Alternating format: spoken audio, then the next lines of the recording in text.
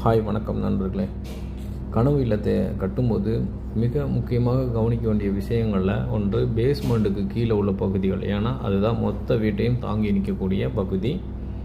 அப்படிப்பட்ட பகுதிகளை நம்ம ஏன் வாட்டர் ப்ரூஃபிங் பண்ணணும் அல்லது பிளாக் ஜப்பான் பெயிண்ட் பண்ணணும் அப்படின்னா அதோடைய பயன்பாடு என்ன அப்படிங்கிறத முதல்ல தெரிஞ்சுக்கிறோன்னா, வீட்டை சுற்றிலும் தேங்கக்கூடிய தண்ணி அல்லது மழை பெய்கின்ற தண்ணி இது எல்லாமே என்ன பண்ணும், மெதுவாக அந்த நம்முடைய சுவற்றில் அரிமானத்தை ஏற்படுத்தும் போது அந்த சுவற்றில் உள்ள பகுதிகள் வலிமையை இழக்கும். அது மட்டும் இல்லாமல் ஸ்ட்ரக்சரலில் உள்ள பூந்து கம்பியையும் அரிமானத்தை ஏற்படுத்தும் போது அதோடைய வலுவை இழக்கும்.